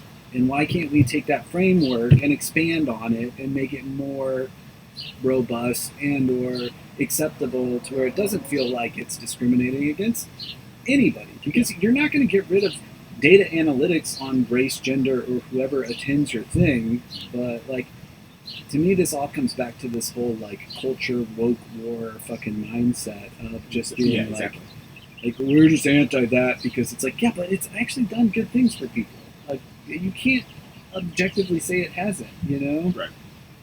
So, like, this is like when you first brought it up, you want to talk about it, I was like, I have so many questions because I'm so confused. I'm so confused as to what we just did. It's a lot of nonsense for sure. And to be clear, you're right. You nailed it with the whole like woke thing, because it's just one of those things where it's on the chopping block. It's woke. It brings attention to something that is negative towards the American history of like, oh, we don't have racism anymore. We don't need to make sure people are hiring and inducting into colleges fairly. Like, yeah, I love both sides of like the whole thinking of like racism's not a thing anymore, or like from white people who are like, I don't have a racist bone in my body. Therefore, like, and then like there'll be like black people who'll be like, I don't experience racism, and I never have. And I'm like, really? I'm going to do something on black conservatives here in the future. I think they're fascinating. They're an amazing bunch. They get off on it, dude. And like white people who like see black conservatives like, fuck yeah, this is the best thing ever. Like he's telling the truth. He's a real talker. Yeah. It's like he gets it. Yeah, he's one of the good ones. Well, I didn't say that. Like I didn't mean it like that. It's like, what? What are we saying now? Weirdos, man. Everyone's a fucking weirdo now. Yeah. So affirmative action. We finally got black people from living high on the hog. The next thing was student loan forgiveness. Ain't got no money. Ain't got no money. No. Not for that. Not for that at all. Billions upon billions for Ukraine. And look, I don't have that one to me. I'm just like, I'm fucking hands off there, dude. Well, you can say anything about war. I mean, Ukraine is one thing, but just the war in general, like military-industrial complex. Yeah. Black budget. How are you going to outlaw our? I don't even know what's going to set. I guess we just can't give people a little bit of a break. They had some sort of like bullshit thing with like, oh, it hurt. Well, I don't know if this is the actual ruling, but like, one of the arguments that was coming out at the time is that if you give forgiveness to people that owe money, well, what happens to people that already paid off their student loans? I don't know. Give them a fucking rebate. Write them a fucking check, dude. It was $20,000. That was it. Yeah. You write them fucking $20,000. Duh. Fucking over. You fucking idiots. Who cares? You went to college and you got fucking punished for it for your whole life, and you have massive interest rates, and people want to get worked up about that and be like, they can't get that. I'm like, what the fuck? Go look up how much the SCOTUS, like each one of them are worth. Right. Who the fuck are they? Even beyond that, you'll see images of them like piling around with billionaires. Dude, it's Thomas Clarence fucking, what's his name? Clarence Thomas. Yeah, fuck two him, first dude. names, motherfucker. Fuck you. Fuck you with your two first names. On your yacht. On your rich fucking white man yacht. That guy. He's a fuck... can I say... I would say Coon. If Coon? That's not allowed. I was going to call him an Uncle Tom. Oh, yeah, definitely Tom. That's an Uncle Tom. He's, he is certainly on that list of, like, black conservatives that black people just fucking hate, man. It's like...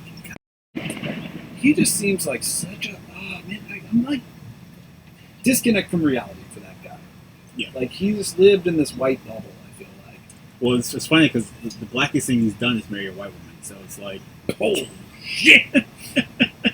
Damn. We don't hate for that. That's dope. Like, good for you, like Clarence. But you're not supposed to go in there and like dance for them.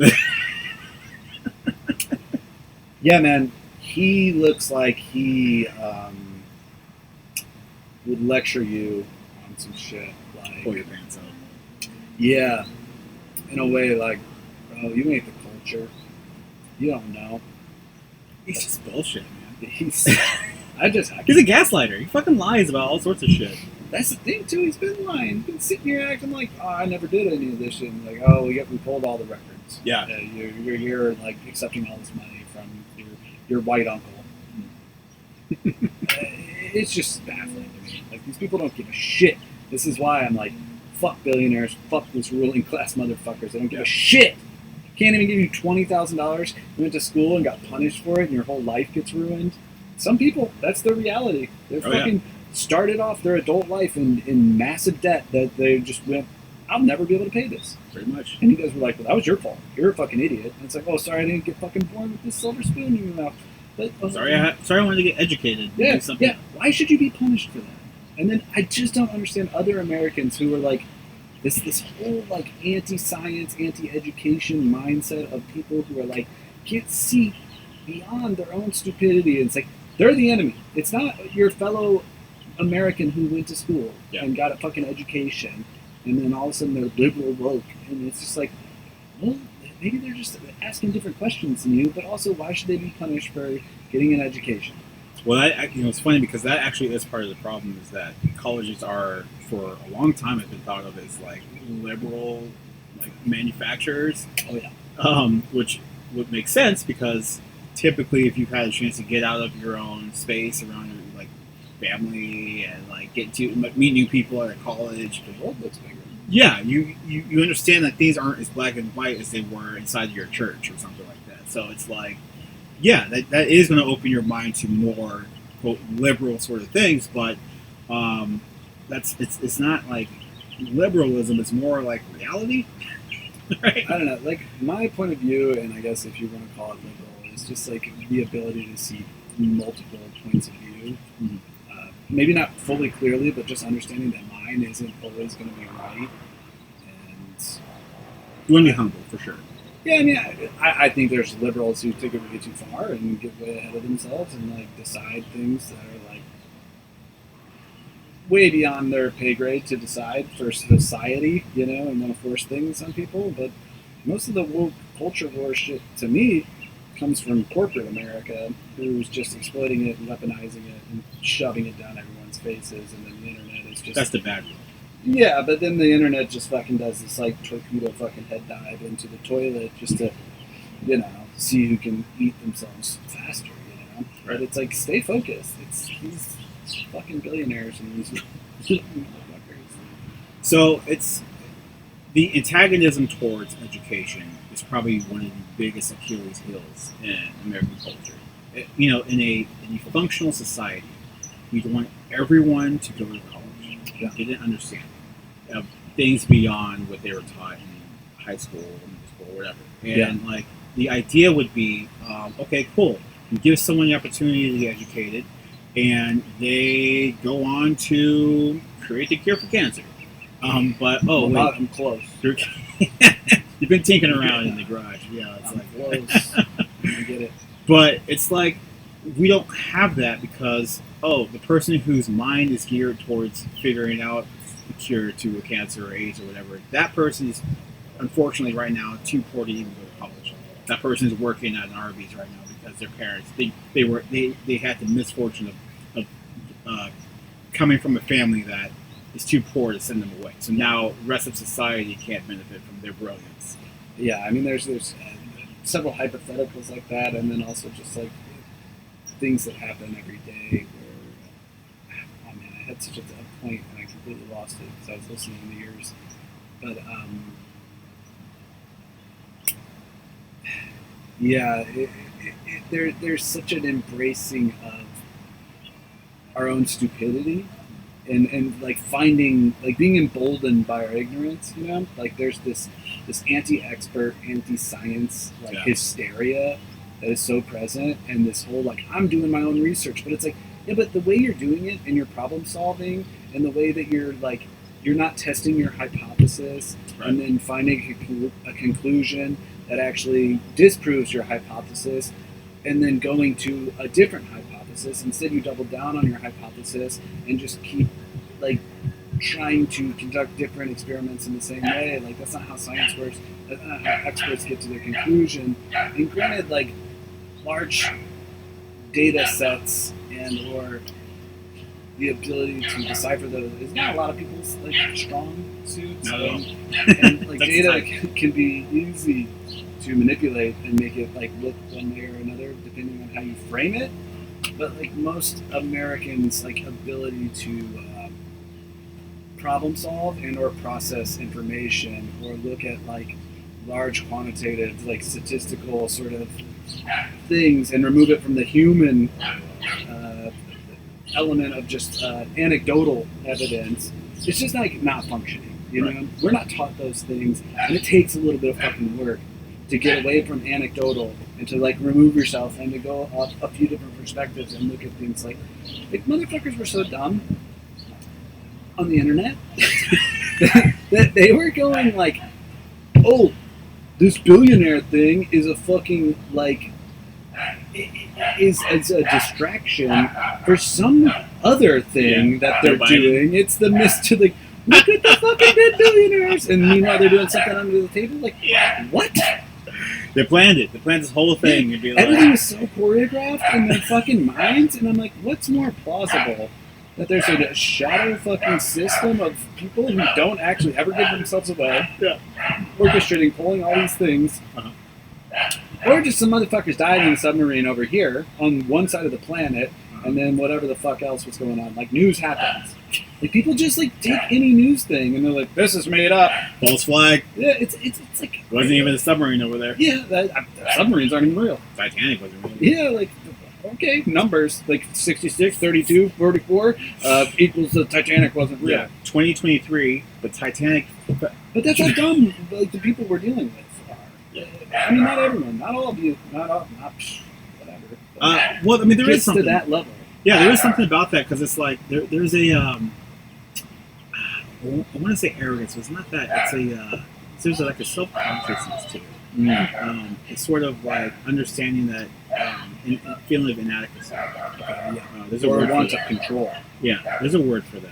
I'm sorry, I'm drinking alcohol, so but there's this inadequate sort of like these smart people, these experts, are telling me these things. Overcompensation of your own stupidity. Yeah, and like I'm not allowed to think for myself because they say I'm too stupid to do it, and now I have like I'll show them and like show them what I know. And it's just kind of like, you know what? Unfortunately, like you need to reconcile with the fact that number one, there are really smart people on this planet.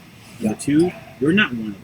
Unfortunately, I'm not one of them. Yeah, I mean, I don't think I am either. But it's like, even on that level, like you and I are smart enough to understand that we're not that smart, and we don't have this sort of self-conscious sort of thing about it. Yeah, Like we can be like, hey, what do the smart people say?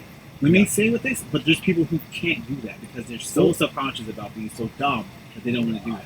And the other thing about it too is that they love using it when the smart people say the thing they like, and they'll be like, "Yeah, see, the scientist said this, and blah blah blah," and now they're saying this, and it's like, and then back then they said this, and it's like, but like, okay, so you're saying the one is right when they said it, the thing that you like, Right.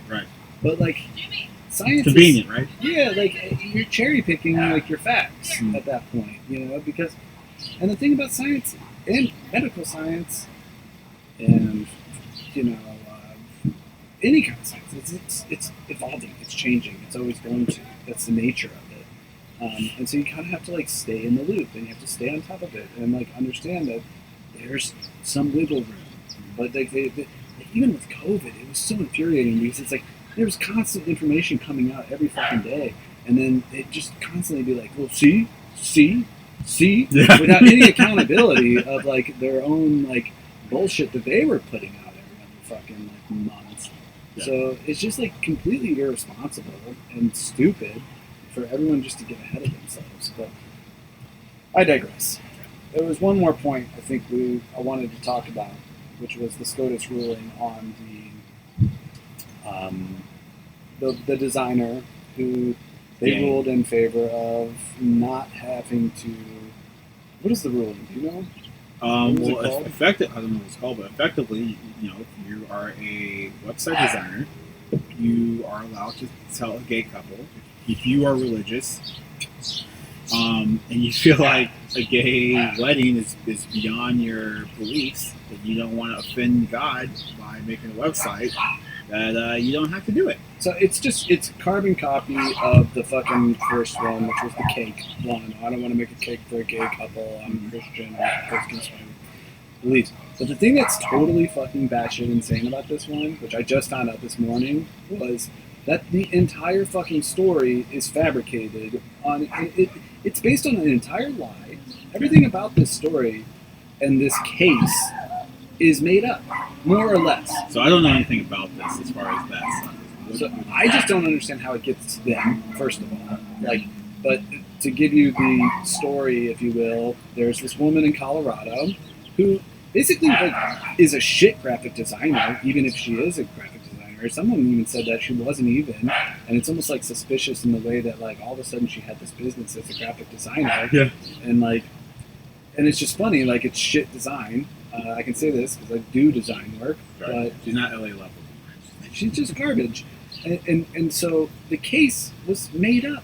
The guy who was implicated in it, one of them was married and in San Francisco and had like a kid, and then the other guy was like completely unaware of it. She took these charges against him and said like, I'm not making this for these two gentlemen that were named in it. Okay. And then somehow got this all the way to the Supreme Court. It's like somebody put it on a fucking like those bank teller fucking things and just sent it straight up to the fucking Supreme Court, and they were like, we're going to rule on this today. Like, this supersedes everything. This case that's completely made up, and it doesn't even have real people and or a real woman who's clearly just a bigot and or like whatever. It seems like she was a plant to get it there too. Oh, you know how okay. like that was the whole thing, is the Republicans were like, we're going to like push through all these cases to get it. It just seemed like one of those. Like somebody fucking whipped up this case. Well, they have several like entities of businesses like whose sole job is to take cases like this and like amplify them. Mm-hmm. I worked on one when I was doing that's Daily Wire. It was about the gay cake thing. Yeah. Not the guy. It was another person. It was a woman who was like so offended by the gayness. Well, yeah, this is a woman who was at the center of this. It was a graphic designer apparently. It was just like, I can't do this. But it was funny. This guy was like being a sassy bitch. He was like, what gay person is going to this like shitty woman's like site and being like, yes, like, I need her designs to make my fucking like wedding perfect. That's right. Gay people get together. Pick a better designer if you're gonna need someone to do your that's website. why another reason where I'm just like, this is fucking bullshit. It's a made up case where clearly like these two men were like didn't even like contact her. I don't even understand how it got there.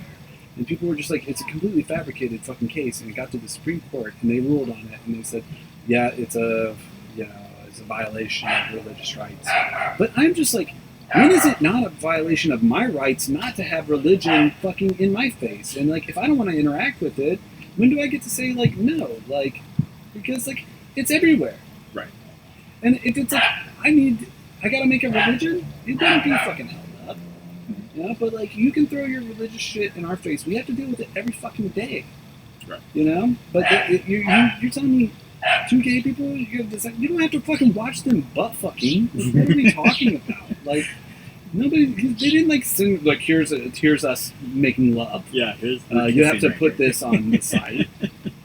I don't think that happened. No.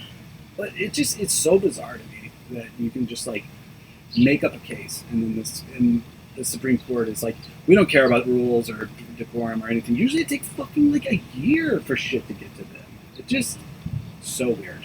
Well, I mean, I don't. I need to look up the information about like it being fake because I did see some articles about it. And I just haven't gotten to them yet. But regardless, the whole situation is like, okay, well, if we're just going to pretend that working on something is against her religion, there was an agreement, I thought, that religious stuff basically stayed in the home, right?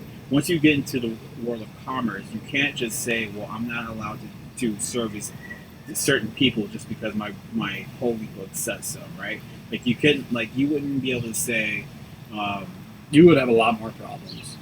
Yeah, like it's just like there's the Bibles and like there's so many things you can interpret. Once you enter the commerce section, like these things don't matter. Like you are a person that sells goods and services, and you can sell them to everyone. And like somehow like lost sight of that.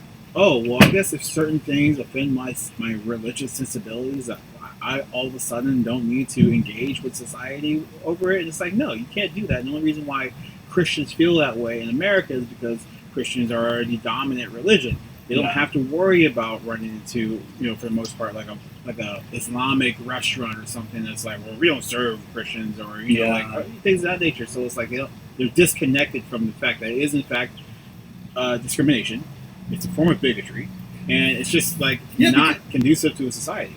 Right, and like, what's to stop me from being like, I don't serve Christians?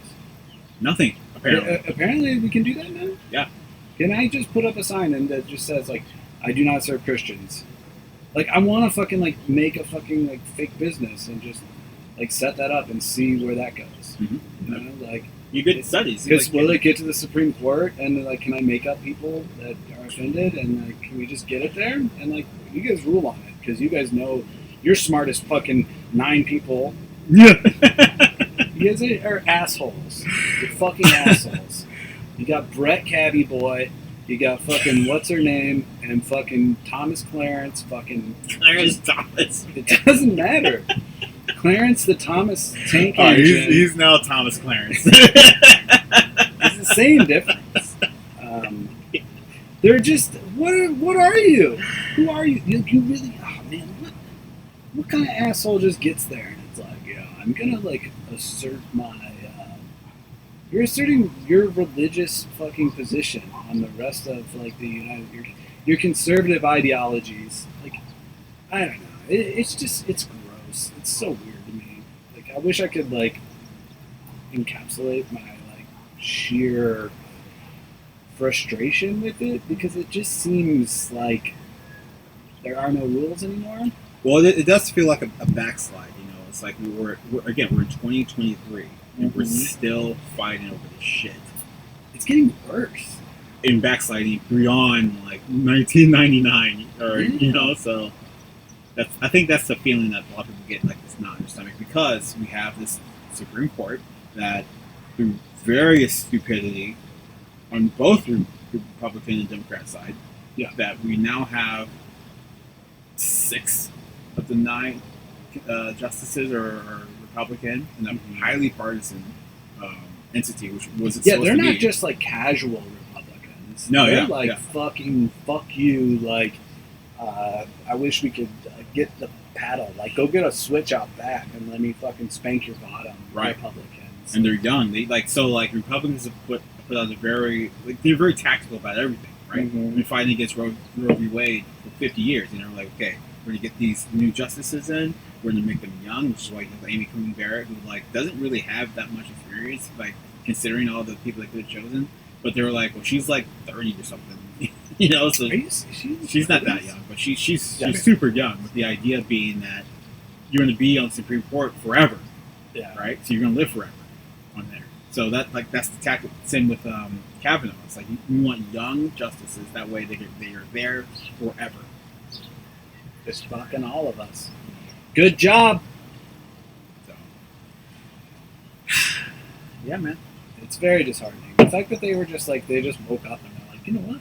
I'm kind of interpreting the way this was written a little differently today. And you know what? Like, I don't know, guys. Like, come over here. Like, you see these words? I'm kind of feeling like they meant this. Right. And like, we don't even need like a case. Like, let's just change it. Like, what do you guys say? Let's vote on it. I'm like, well, you're outvoted, guys. Look, I know we've done things. We've had standards for ourselves for a long time, but fuck that. We're in charge now. The good old boys are back in town, you know? Yeah. Like, and that's the thing. That's why, like, I couldn't believe this case was just a fabrication that made it all the way to the Supreme Court. And they're just like, to get what we want, we don't care. We don't care. We really don't fucking care. Same with Roe. Yeah, that's what I mean. Like, the Roe thing was made up out of nowhere. They're like, we got a new ruling on this. We don't even need a case. This one, hey, did you make up a whole story? Doesn't matter. Send it through. How many judges? You like your conspiracy theorist shit. Like, how many judges along that line did it take to get all the way up there? That they were like, this is the district? And they picked that district because they knew it would go to this, and they picked that next judge, and they picked that next judge. They picked all that shit to make it go all the way up. And they didn't even need a real case. What's fucking next? Seems like a pretty big loophole if that's the game, right? That's not a loophole. That's corruption. That's bullshit. That's the deterioration of our American fabric. The fabric of America. Gosh. Well, let's see. Good mics. Well, I'm pretty satisfied with what we got going on here. I'm fully satisfied. Drank a good amount of White Claw. Had to pee. Yeah, about to pee. Emergency. Those are the best pees, man. When you like got one built up and you finally can release. No, it was beyond like the point where it was good. It was like this was starting to hurt. I was like, this, I can't. Held it too. Dude, I've had peas where like it like distends your belly. Yeah. You know, and like you would pee, you get like a round one of pee. Yeah. And then the second round, like you'd stop, and the second round would come out. Yeah. Like, I think I'm done, and then it's like no, you get a whole different. This one's like reservoir longer. Kidneys just send a new batch right now. It's like, it's open. Send it all through. Send it. This guy, I know he's gonna keep drinking, so fuck it. I love those. I mean, the that kind's great. You're just like, ah. But this one was like, all right, yeah. It's the ones where you're like not quite, you're not holding it that long, and you get there, and you're like, oh, it was getting close. That's the one where you're like, fuck yeah. Or when you just wake up after like a long like night of drinking. Yeah. You wake up and That morning peak. it's like, woo, going. Well, okay, so yeah, I think that wraps it up. I mean, I know none of you guys asked for this, but here it is. This is what you didn't ask for, and we delivered. Yeah, so thank you for watching, and we'll see you next time. All right, bye.